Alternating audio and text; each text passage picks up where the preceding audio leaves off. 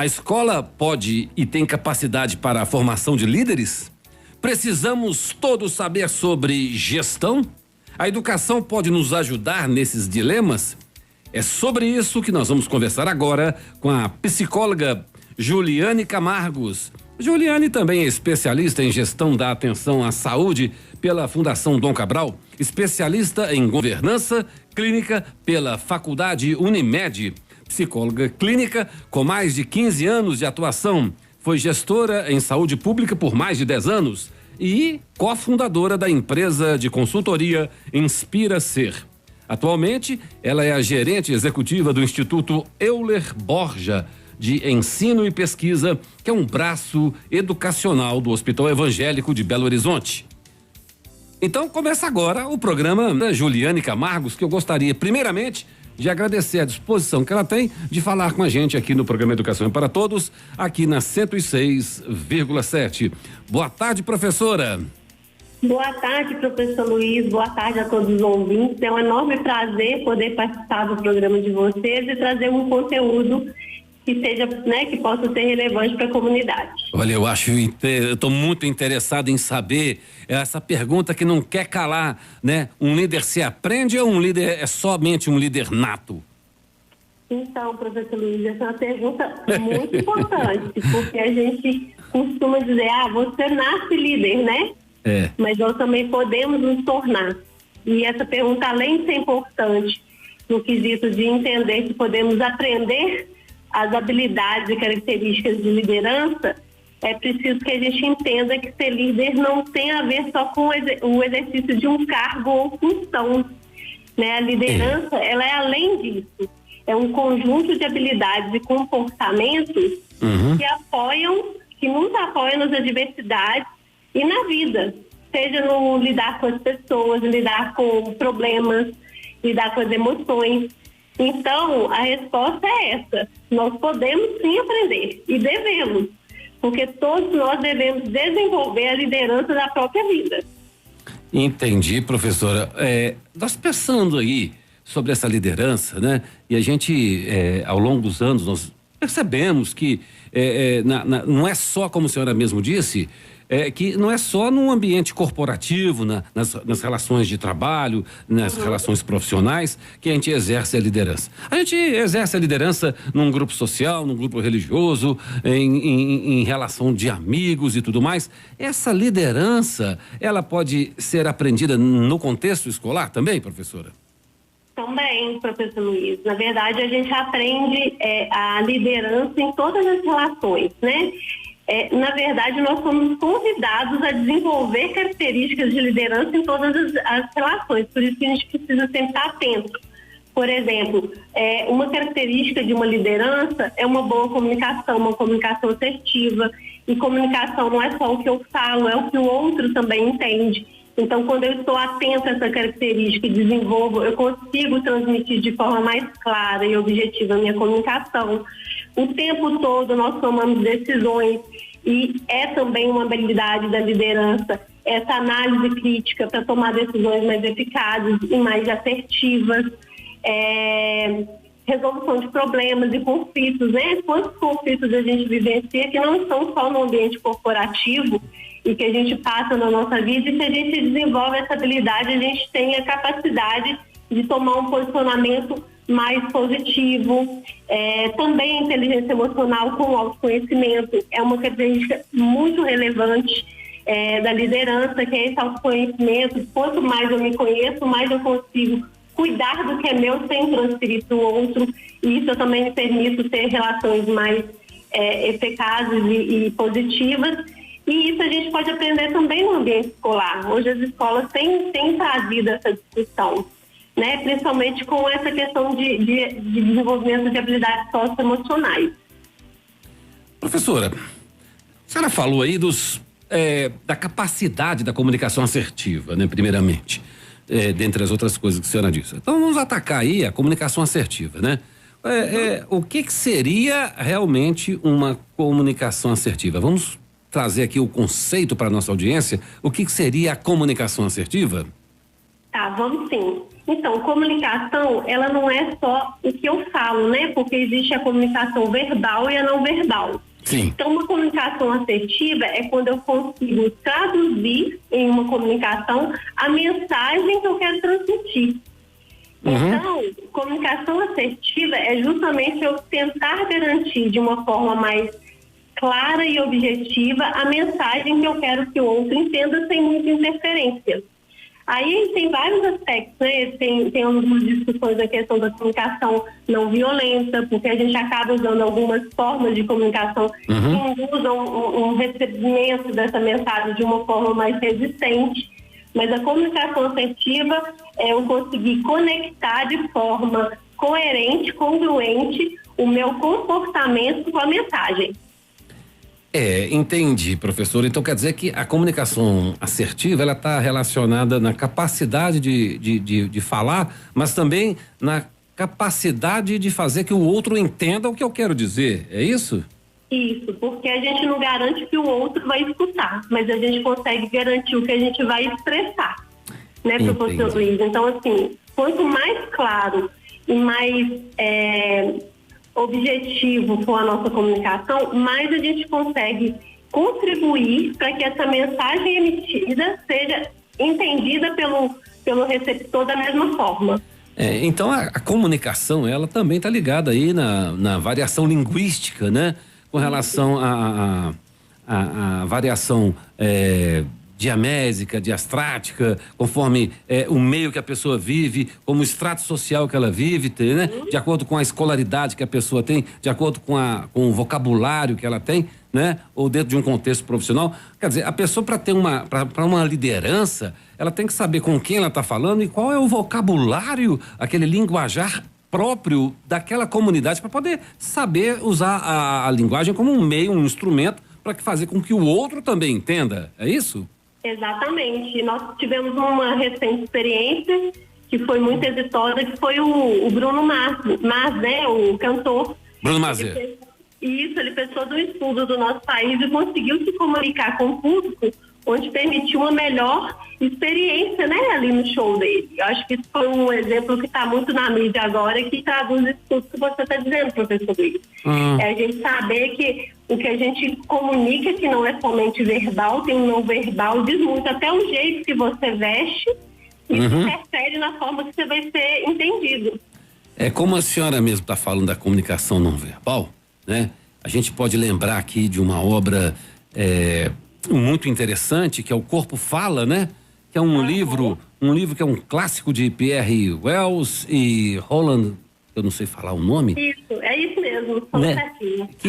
Que esse livro, ele é uma bíblia para a gente poder estudar aí o comportamento da comunicação, da linguagem não verbal através dos gestos, né? Da postura da pessoa.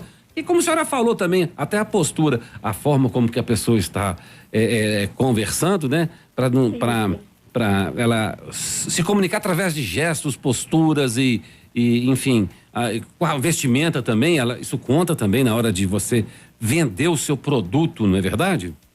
Exatamente, isso mesmo. E geralmente, professor Luiz, a comunicação não verbal, ela diz muito mais do que a verbal. Porque é o que você falou, o corpo fala e ele não mente. E tem uma coisa que é o seguinte, viu, professor, que é a linguagem subliminar, né? Que eu não estou ouvindo as palavras, mas eu estou compreendendo o contexto. E a partir desse contexto, há ali uma comunicação, uma mensagem que muitas vezes ela não é muito diagnosticada em termos de código, né? Mas ela não é compreendida por meio do consciente, mas e sim das expressões do pensamento, do inconsciente da pessoa, né? Isso mesmo. Esse é um processo, inclusive, que nós utilizamos na psicoterapia psicanalítica, né? Mesmo. Na psicanálise, né? Isso, que é a manifestação do inconsciente, né? Não dita, né? Não só o dito, mas também o não dito. O dito e não dito e o que está entre as linhas, né? Lê entre uma linha de cima com a linha de baixo. Ver o que é. E muitas vezes essa leitura é feita justamente com a linguagem não verbal, né?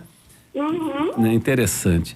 Um outro aspecto que a senhora falou aí, que eu achei muito interessante, é na resolução de problemas e conflitos, né? A capacidade e a inteligência para resolver conflitos aí, de mediar conflitos na própria linguagem, né? O líder, ele precisa de saber resolver conflitos, saber ponderar, saber negociar para poder chegar dentro de um patamar ideal ali, para ele liderar os interesses que muitas vezes são opostos, né? Exatamente. Inclusive também trazer para a mesa uma discussão neutra, né, professor Luiz? Uhum. Então, essa habilidade de resolução de conflitos, ela também tem a ver com outras habilidades, inclusive a inteligência emocional. Que era o próximo tópico que a senhora falou que eu gostaria de discutir, justamente com a questão da inteligência emocional, né? Que, segundo Gardner, né? As inteligências são múltiplas, né?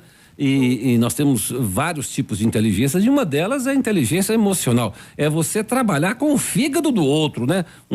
Você conseguir ali dentro daquele conflito, dentro de uma situação tensa, porque muitas vezes a tensão, ela não, dentro de um ambiente organizacional, muitas vezes, ou de qualquer trabalho de equipe, né? A tensão não é um brigando com o outro, a tensão é para resolver o problema, né? Então você tem que ter um jogo de cintura ali para saber liderar a equipe, para que as pessoas tomem as decisões corretamente, dentro de um prazo, com a consciência tranquila, dentro de uma tranquilidade, para tomar a decisão correta, né? Então essa inteligência emocional é um fator muito importante para o líder, né? Na verdade, a inteligência emocional é um fator importante não só para o líder, mas para todo mundo. Pra todo mundo. E ela é indispensável, o que você falou, né? Existem diversas inteligências e todo mundo tem inteligência emocional. Por exemplo, tem pessoas que falam, eu não tenho inteligência emocional. Tem, ou você tem ela mais desenvolvida ou menos desenvolvida. Mas se você tem menos desenvolvida, pode desenvolver. E a base, o princípio da inteligência emocional é o autoconhecimento. Quanto eu mais sei de mim, mais eu consigo ter controle sobre as minhas emoções. Desculpa, mas eu não compreendi. Quanto mais Quanto mais eu conheço de mim, né? Quanto mais a gente conhece de si, sobre o autoconhecimento, mais nós conseguimos controlar as nossas emoções, ou seja, ter o autocontrole emocional para que a gente atue e intervenha de uma forma mais neutra, sem transferir para o outro aquilo que é nosso. Se a gente pensar em cima disso que o senhor está falando, a gente pode ter aí um sem número aí de exemplos de líderes, de chefes, que eles têm a capacidade de estragar tudo, né? Ele tem boa intenção, ele tem uma experiência, uma bagagem, mas na forma como que ele vai lidar com aquilo, ele perde a razão. Essa é a diferença do líder e chefe que você disse, né? O chefe, ele é mais focado em si e não nas pessoas, e a liderança, ela traz muito o conceito de empatia, né? De você considerar as pessoas, de promover um ambiente cooperativo, colaborativo. A senhora falando aí sobre empatia, né? Que é a capacidade de se colocar no lugar do outro, né? Sentar na cadeira do outro, pensar assim, olha, na visão que ele tem, porque para mim o que está escrito é 6, você está do outro lado da mesa, está escrito 9, né? Uhum. Então, quer dizer, se colocar no lugar do outro é saber que ele está enxergando 9 e para ele está 9. E para mim não tem uma verdade absoluta do lado de cá, achando que é 6, né? Então, quando a gente pensa assim, nessa capacidade de se colocar no lugar do outro, para entender, inclusive, as limitações e também a falta de preparo do outro, a falta de coragem, de limitações mesmo, porque o outro também tem, né? E por outro lado, enxergar e reconhecer as habilidades do outro, as ideias do outro, né? Verdade. Isso que você está falando, professor Luiz, é um princípio tão importante da função de líder, né? E a gente está falando agora da função de líder, que um líder, ele existe para desenvolver pessoas, e a gente não desenvolve as pessoas sem conhecer justamente os pontos frágeis para que aquilo seja fortalecido, né? Vire uma potencialidade. E como você bem disse, a empatia é sentar no lugar do outro, porque às vezes a gente consegue até querer se colocar no lugar do outro, mas com o nosso olhar. Então, por isso que o exercício da empatia, ele não é tão simples, porque a gente sentar no lugar do outro com o olhar do outro. Sentar no lugar do outro, julgando a partir do nosso olhar, isso não muda a perspectiva, que é o que você está dizendo do 6 e do 9, né? Exatamente. Professora, mas também tem um outro aspecto também que eu quero perguntar para a senhora para saber se isso é uma coisa assim relevante para ser considerada. O contexto social em que o outro está, o contexto dentro de uma organização social, mas assim dentro dos problemas subjetivos daquela pessoa, né? Peculiares, particulares, pessoais, né?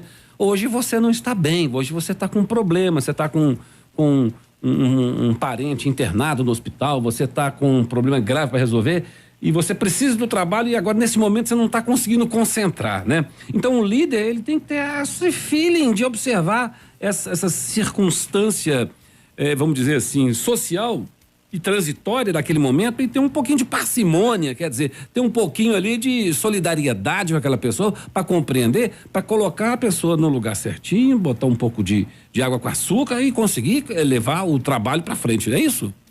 Correto, professor Luiz, é o que você disse na abertura do programa, né? Nós somos seres sociais, então o ambiente nos altera, nós não somos seres frios, né? Que estão ali engessados e não impacta com nada.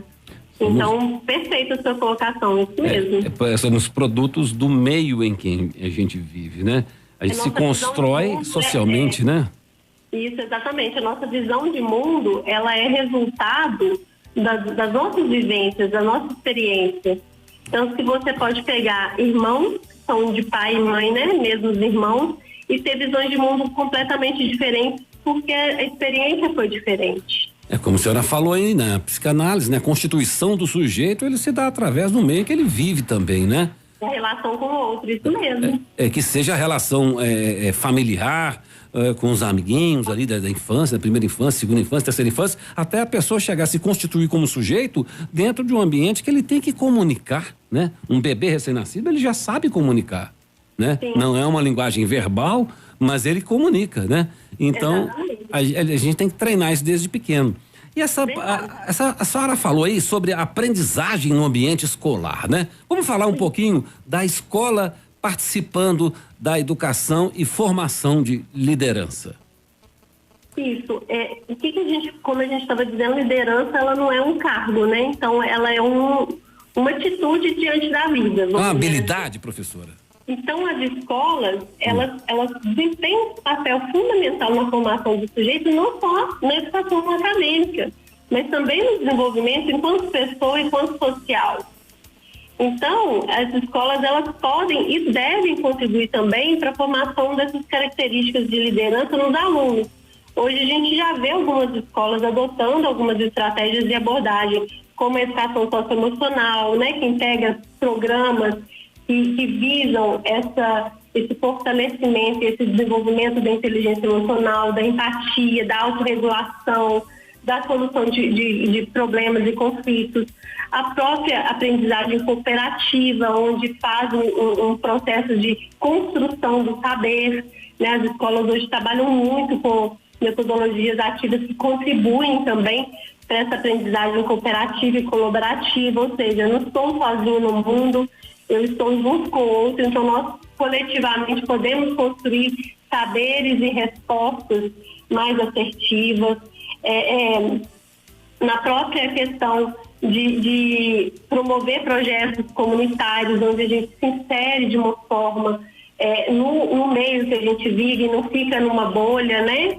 E também algumas habilidades de comunicação, como apresentar um trabalho, feiras de ciências. Então, as escolas, elas já fazem isso de uma maneira até muito natural, mas que precisam ser mais conscientes para gerar um resultado mais positivo nesses alunos. Você está falando que é uma escola assim, que vai fazendo um trabalho mais assim no piloto automático, né?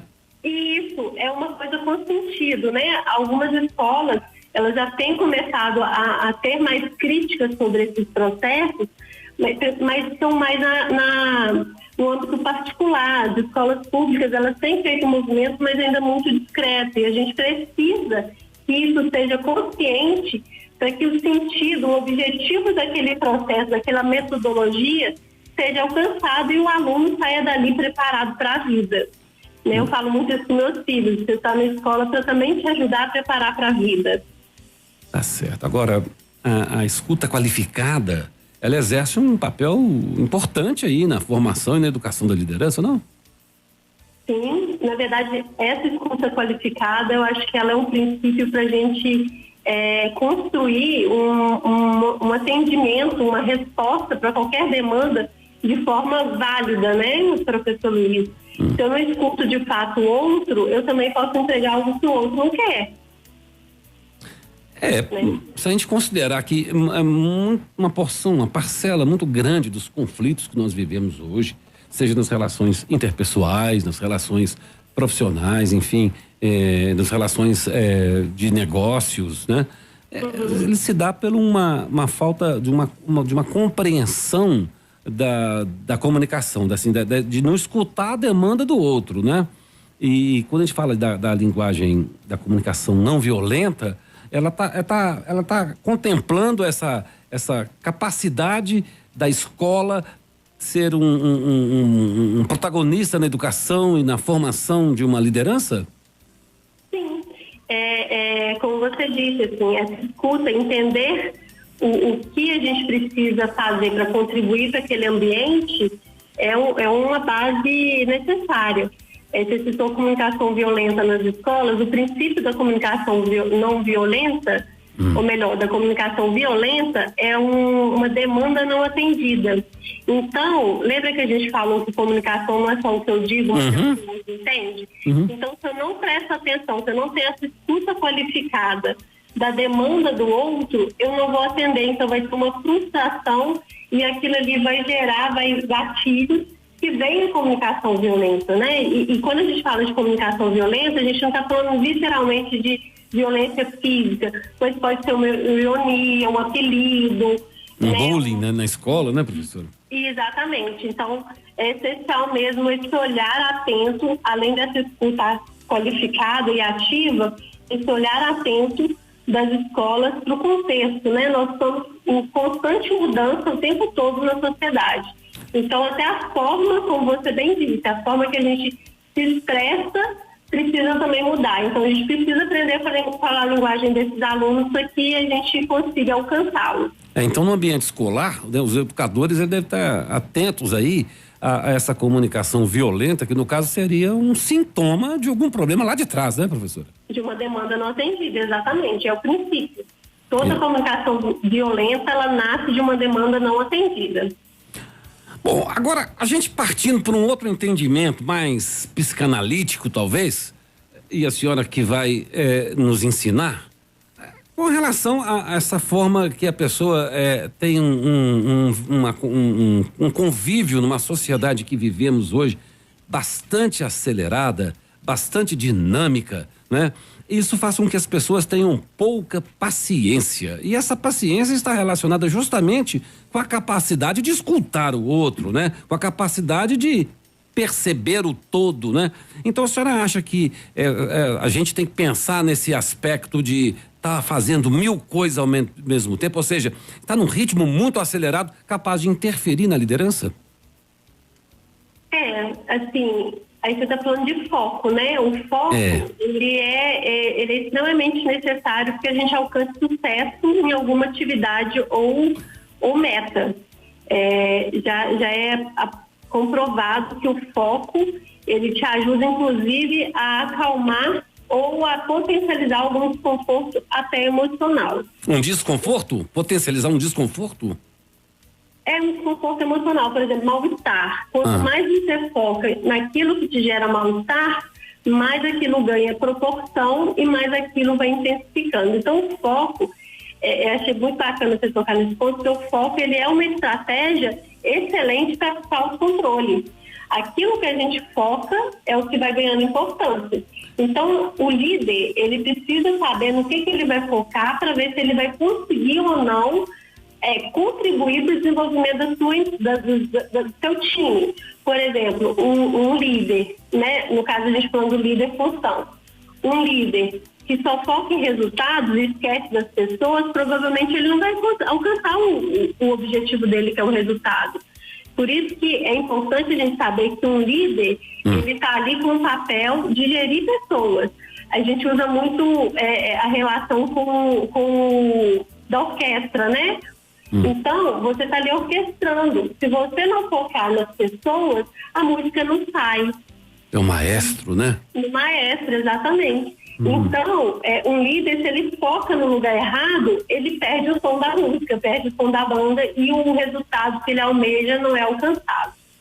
Então é preciso você ter uma capacidade de enxergar o todo, né? E não ter um hiperfoco numa coisa a ponto de esquecer das outras, né? Tem que ter um foco, né? Então isso está muito ligado com a disciplina, né, professora? Assim, é difícil hoje.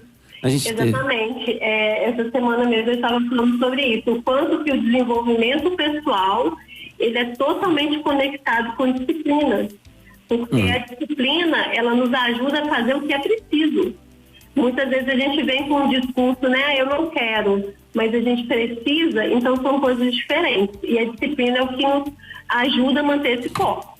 Pois é, eu aprendi num curso que eu fiz no Sebrae, o curso Empretec. Já fiz também. Também sou empreteco. Também sou empreteco. Isso aí, olha, qual é a atividade mais importante que você faz? Veio essa pergunta. Sim. E a resposta é: a atividade mais importante que eu faço é a atividade que eu estou fazendo agora. Sim. Né? Então, quer dizer, neste momento, qual que é a atividade mais importante que eu estou fazendo? É estar aqui agora no programa conversando com a senhora. É a atividade mais importante, porque eu não tenho que ficar focado agora no problema que eu tenho que resolver em outras instâncias, né? E na faculdade, em graduação, não sei o quê. Eu tenho que estar focado aqui no programa.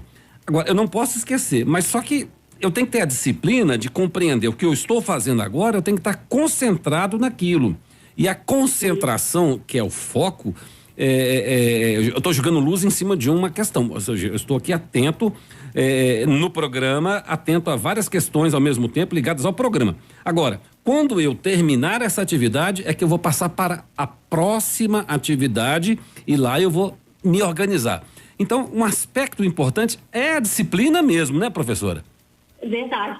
A disciplina, inclusive, é uma habilidade que você também pode desenvolver, professor Luiz. Então, a gente está falando hoje de vários aspectos que a gente chama de soft skills. Soft skills, né? Subjetivas.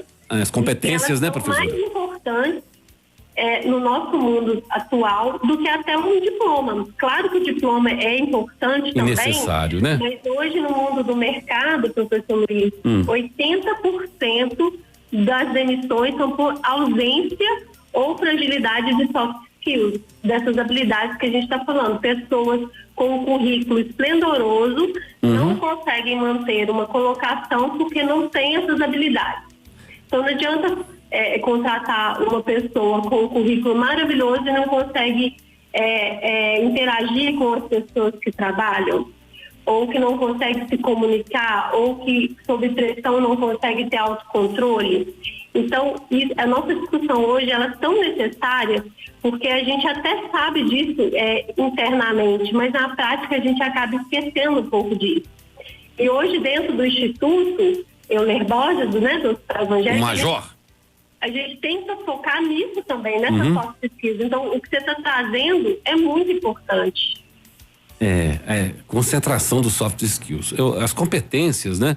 Elas são estratégicas, né? Eu tenho que ter várias competências para ser um líder, né? Dentre elas, a capacidade que a senhora falou. Exatamente. Essa capacidade que a senhora está falando aí de estar com a disciplina, que é algo que é desenvolvível, né? Que é aprendível, que é treinável, não é isso? Exatamente. Porque assim, a disciplina é a primeira coisa, olhar para a sua agenda de atividade de hoje e tentar colocar aquilo tudo executar dentro do prazo, do cronograma, né? Agora é hora de você fazer aquela atividade que é um trabalho que tem que entregar hoje ainda, você faz aquilo e fica focado naquilo. Aí eu venho perguntar para a senhora, psicóloga que a senhora sobre uma questão que hoje a gente não é que surgiu agora o TDAH, mas é que hoje nós conseguimos diagnosticar isso com mais propriedade, né? Com mais facilidade. E nós detectamos, né? A sociedade como um todo descobriu o TDAH que está presente em várias pessoas, né? Uma parcela gigantesca da população tem TDAH. O TDAH é o déficit de atenção e hiperatividade, né? E não necessariamente todo hiperativo tem déficit de atenção e vice-versa, né? Tem pessoas que não têm hiperatividade, mas têm um déficit de atenção. Exatamente. Então, quer dizer, é possível de administrar essas pessoas, de coordenar essas pessoas, elas podem ser treinadas para serem, porque muitas vezes são pessoas brilhantes, inteligentes, mas aí um passarinho toca aqui, a pessoa esquece e vai para lá. Isso pode ser desenvolvido dentro de um esquema de educação, de formação de liderança, professora? É claro, professor Luiz, que a gente precisa ter o cuidado de ter essa escuta ativa e qualificada para entender a melhor ferramenta para cada um. É subjetivo, né? Personalíssimo, né? Não necessariamente o que funciona para aquela pessoa funcionar para outra, mas todo mundo consegue desenvolver essas habilidades e características. Não são restritas, né? Mas tem um ponto que ele é principal, professor Luiz. Quem vai desenvolver tem que querer desenvolver. A gente não desenvolve aquilo que a gente não quer. Então, o primeiro ponto é a gente entender o sentido de desenvolver aquela habilidade. Se eu desenvolver só para agradar alguém, ou melhor, buscar desenvolver só para agradar alguém, ou porque o mercado está demandando, talvez eu não vou conseguir desenvolver. O negócio é falou do Entretec. O Entretec está ali para quem deseja desenvolver. Quem não deseja não consegue fechar. Não consegue ir para o último dia.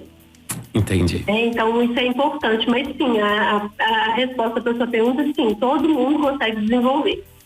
Entendi. Então, quer dizer que a gente pensar assim, porque até quem tem TDAH também tem problema de hiperfoco. Principalmente quando faz uso de droga, tipo Ritalina, a pessoa fica focada demais.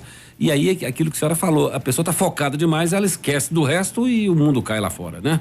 Exatamente. Então, quer dizer, tentar a pessoa que tem essas né? Buscar a ferramenta para alcançar esse equilíbrio, isso mesmo. Esse equilíbrio, eu quero perguntar para a senhora, fazendo uma pobre analogia aqui, é como se a pessoa tem um defeito, ela puxa de uma perna.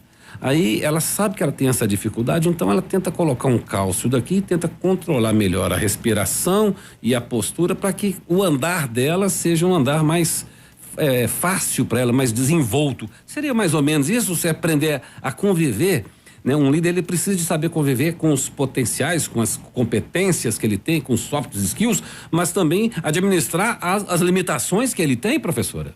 Sim. Na verdade, o desenvolvimento, professor Luiz, a base dele é as nossas fragilidades. Aquilo que a gente já é bom não é o que vai fazer a nossa evolução. A evolução está naquilo que a gente ainda está frágil, vamos dizer assim, as nossas fragilidades. Por isso que não são vistas como um aspecto negativo, pelo contrário. Nós temos mania de achar que fragilidade é uma coisa ruim, mas é uma coisa boa, porque é onde a gente consegue desenvolver e ampliar a nossa potência. Mas a sua analogia pode ser entendida como isso, sim. Professora, eu tive um aprendizado ao longo da minha vida profissional, que muitas vezes a gente via nas empresas aí, né, que você tinha um técnico muito bom, técnico excelente, né? Uma pessoa que é hábil, ele tem muita prática, muita técnica para trabalhar. E em função dele ser um bom técnico, a empresa o promovia a chefe. E a gente perdia um excelente técnico e ganhava um péssimo chefe, né? Então, essa experiência, essa forma de colocar a pessoa como líder sem que ela tenha realmente essa capacidade, ela é uma falta de desenvolvimento, uma falta de formação de liderança? Na verdade, professor Luiz, esse cenário ele tem alterado um pouco, né? As empresas, o mercado atual, ele tem demandado pessoas com essas habilidades mais latentes, mais desenvolvidas. A formação em Y, não é isso? Isso. Então, por mais que o conhecimento técnico ele é essencial, essa carga de habilidades subjetivas ela tem se tornado cada vez mais relevante, inclusive nos processos de seleção. Hoje, dentro dos processos de seleção das empresas, eles avaliam muito essa questão das habilidades comportamentais. Até em alguns aspectos, claro, que sem considerar exigências legais as habilitações técnicas, até mais que as habilitações técnicas, que podem ali ser desenvolvidas também ao longo daquela atuação. Muitas vezes a empresa já precisa de uma pessoa pronta, né, com essas habilidades comportamentais. Então, ela prefere investir em pessoas que tem essas características, esse conjunto de habilidades mais desenvolvido, e investe na formação técnica, né? Uhum. Entendi. Professora, eu já vi um teste projetivo, o PI, que é o Predictive Index, que é o índice de previsibilidade. Uhum. E esse teste, ele era feito avaliando 4 características, né? A sua capacidade social, uma outra característica era a capacidade técnica, uma outra que era a paciência e a outra da assertividade, né? Para fazer tudo direitinho, tá? Tudo correto. Sim. E isso gerava um gráfico que dava ali um perfil da pessoa, né? Então que nós temos que ter todas essas características de acordo com cada perfil, de acordo com cada experiência e tudo. Então essas habilidades de social, né? A capacidade social e a capacidade técnica, quer dizer, a capacidade que eu tenho de relacionar com as pessoas. Não adianta eu ser um cara muito bom naquilo que eu faço na técnica lá de projetar os componentes lá e tal, mas se eu não tiver habilidade social, quer dizer, e aí falava o seguinte, a pessoa geralmente ou ela é mais voltada, preparada tecnicamente ou socialmente. Esse procedimento de formação de liderança hoje ainda usa esse índice de previsibilidade desse cenário aí de comparação entre habilidade emocional, social e separando ali da técnica? Sim, esse processo, né, de você entender ali o perfil, você está falando do perfil dos candidatos, né? Isso. Sim, ainda é utilizado, não esse teste especificamente, são diversos, para justamente conseguir identificar como que é essa pessoa dentro de vários cenários. Porque é aquilo que eu falei, as soft skills são essas habilidades subjetivas e comportamentais, ou seja, o jeito que eu vou reagir, ele é muito importante. Às vezes até mais importante, dependendo da função, do que um técnico.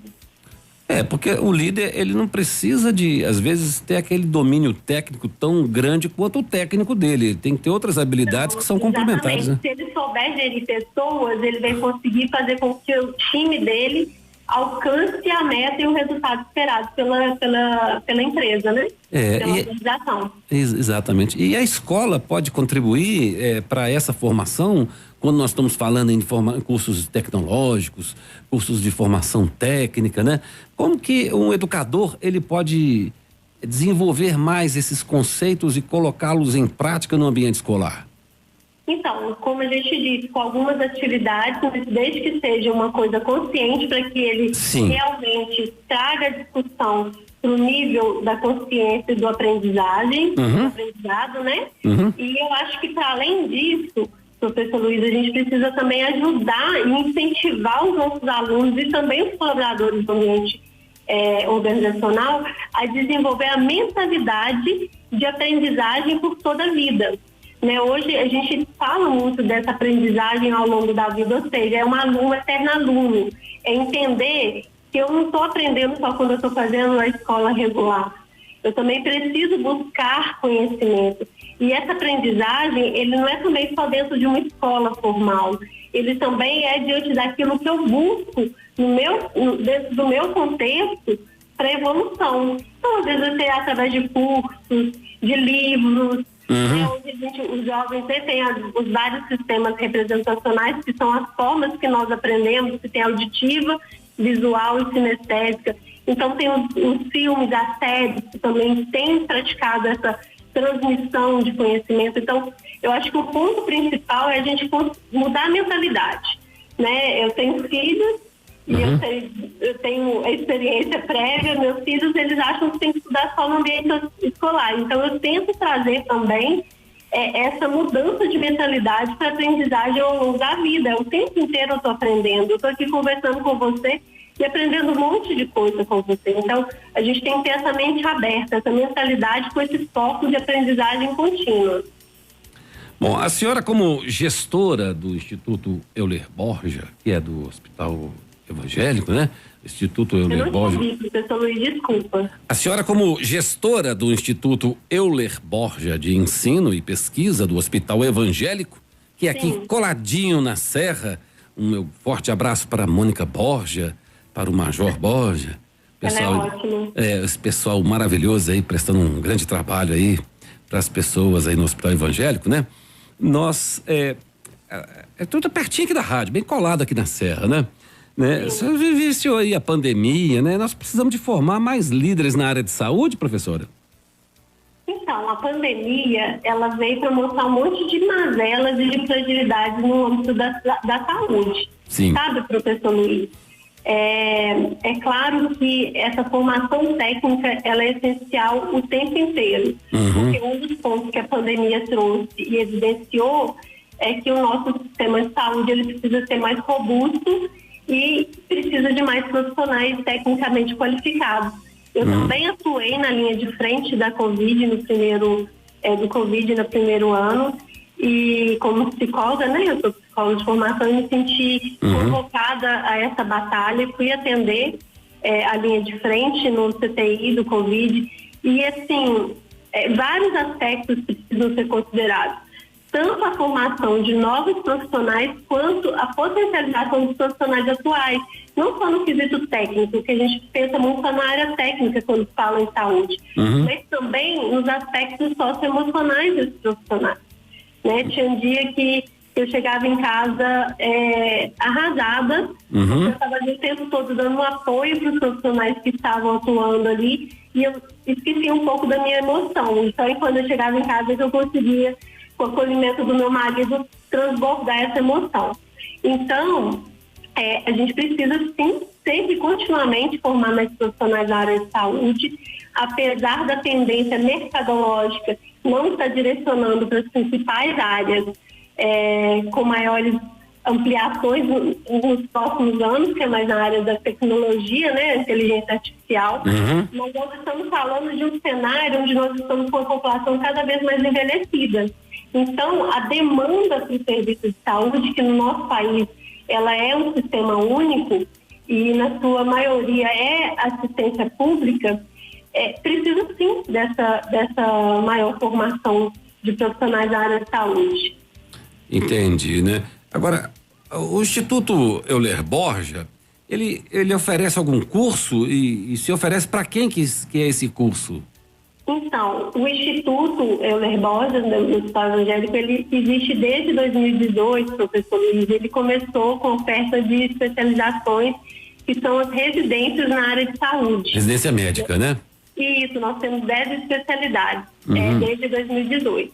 E aí nós estamos ampliando isso, porque a gente entende e principalmente essas habilidades que a gente está hoje aqui o tempo todo falando, elas também precisam de um destaque no cenário de formação para os profissionais de saúde.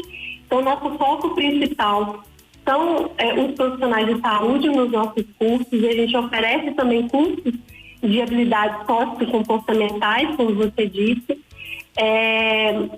e também alguns cursos técnicos, né? Hoje, além da especialização, a gente oferece cursos livres, né, o que a gente chama de cursos livres, e o foco é sim contribuir para que a gente desenvolva a nossa área de saúde e a nossa comunidade, né? A gente também quer fazer diferença e ser relevante para a comunidade que a gente tem inserido. E aí, conversando com você aqui, professor Luiz, no final eu tenho um presentinho para os ouvintes. Ah, que bacana! Aí no final eu falo. Quando tá for o momento ele fala. Tá, quando for o momento. Mas eu ainda tenho algumas questões para explorar os saberes que a senhora tem para contribuir com a população. Isso. Olha, neste ano, via Instituto, o Hospital Evangélico fez um curso livre de implantação da metodologia de agilidade para o nível operacional. Assim, para encerrar, poderia nos falar sobre o Instituto Euler Borja de Ensino e Pesquisa, como que é a estrutura física da nova sede e o porquê a unidade que fica no Hospital Evangélico aqui na Serra foi desativada? Há como a comunidade participar dos benefícios do Instituto Euler Borja? Ótimas perguntas, professor Luiz. Primeiro, como eu disse, né, a gente foi vendo a necessidade de expandir nossos serviços na área de ensino. Nós somos conhecidos tradicionalmente por uma excelência na assistência à saúde, e a gente foi percebendo que não tem desconexão entre assistência e ensino. Então, hoje, nós não desativamos, na verdade, o antigo anexo do Instituto, ele continua lá dando suporte para os nossos alunos e residentes, porque a gente também tem diversos alunos que atuam com a gente dentro do hospital. Então, ele está lá como um anexo de apoio aos alunos e residentes, e nós fomos para um novo endereço mais amplo para a gente acolher todos os nossos clientes, vamos dizer assim, na área de ensino e pesquisa, que fica na Francisco Salles, ali na área hospitalar. Entendi. Porque é isso que a gente pretende fazer, né? Contribuir para o nosso contexto de saúde, ficar cada vez mais qualificado, não só tecnicamente, mas socioemocionalmente. Então, você falou também, inclusive, de um programa, na verdade não foi um curso livre, foi um programa de mais de 120 horas, foi cerca de 160 horas, que é um programa Colmeia, que é um programa de aculturamento da mentalidade de agilidade, porque a agilidade, ela traz essa mudança de agir diante das situações organizacionais. Então, a gente trabalha mais a colaboração, a cooperação, a análise crítica, essas habilidades que a gente estava dizendo com foco em resultados e desempenho. Então, nós fizemos isso durante o ano de 2023, nós tivemos projetos magníficos de resolução de problemas que nós temos na assistência, que é rotineira, mas que vieram soluções inovadoras e que vão mudar de fato o agir na prática da nossa assistência. E nós atuamos porque no aculturamento ágil, o princípio é que ele é diluído, ele não fica só no âmbito da liderança. Então, nós começamos com o nível operacional. Então, a gente começa com a base, que é aquilo que você falou ao longo da nossa conversa. Quem está são as pessoas. Então, nós começamos o programa Colmeia, que tem sido um sucesso. Vou enviar para você um convite para você participar da nossa finalização. Nós vamos fazer uma apresentação de todos os trabalhos ao final, agora em novembro. Muito obrigado. Dá um jeito de chegar o convite para você. Muito obrigado. É um prazer te receber. Então, foi muito positivo. A gente viu, de fato, essa mudança interna de mentalidade de quem está participando e multiplicando. Então, foi essencial. E aí, quando você fala da comunidade, sim, a gente pretende cada vez mais contribuir com a comunidade. E aí, para deixar de presente para vocês, até vou pedir minha equipe para já ficar preparada, que eu fui pensando ao longo da nossa conversa, que é a disponibilização de um cupom de 50% de desconto para todos os ouvintes da Rádio Favela, entrarem e fizerem uma inscrição nos nossos cursos livres. Os cursos todos estão no site do Hospital Evangélico, e aí é só digitar o cupom Rádio Favela. Ah, que bacana. Criar, só me dei meia horinha para eu pedir para a equipe criar esse cupom de desconto. Certo. E quem estiver escutando pode inserir esse cupom, que vai ter 50% de desconto nos nossos cursos livres. Bacana. Agora, e a escola de enfermagem lá de Venda Nova? Sim, a escola de enfermagem é também o nosso braço de ensino, né? Que nós temos há mais de 46 anos de existência, mais de 50, estão me corrigindo aqui, de existência. E ela é uma forma também da gente contribuir com a comunidade. Temos algumas bolsas, tem o processo de seleção dessas bolsas, mas dentro também da escola temos essa possibilidade de atender a comunidade. E o interesse é esse, que a gente consiga formar técnicos de enfermagem com qualidade e com uma boa inserção no mercado de trabalho. Que bacana, professora, que bacana, né? Esse trabalho, ele é muito bonito, muito importante, oportuno, né? Eu agradeço demais a sua participação aqui no programa, a sua disponibilidade de falar aqui para a comunidade, né? Porque a gente tem que reconhecer o papel importante que é do Instituto, que é do Hospital Evangélico, da associação. É um papel muito importante que exerce da comunidade, como a cidade inteira, né, professora? Eu tenho que agradecer, professor Luiz. O Instituto carrega o nome do nosso presidente, né, que é o Major, todo mundo chama ele carinhosamente de Major, mas o nome dele é Euler Borja. Queria agradecer também o nosso superintendente, o Perseu. Ambos têm desempenhado com todas as forças atividades para trazer cada vez mais melhorias para a nossa comunidade em Serra. Encontro várias pessoas que hoje trabalham com a gente, que nasceram ali no hospital. Então, o hospital, ele é um patrimônio da comunidade, e é assim que a gente quer que todo mundo sinta, né? Que nós somos pertencentes e que a gente vai crescer juntos. Que bacana. Um grande abraço para todos aí do Hospital Evangélico, toda a equipe técnica, pessoal da comunicação, do marketing, pessoal que está sempre atuando aí na comunicação do hospital. É muito importante, eu acho muito interessante essa oportunidade. Eu agradeço demais a sua participação aqui, viu, Juliane? Muito obrigado. Muito obrigada mais uma vez, professor Luiz. Prazer conhecer vocês, e eu estou me sentindo muito honrada por ter participado. Muito obrigado, uma boa tarde. Boa tarde, fiquem com Deus. Tchau, tchau. Tchau, tchau.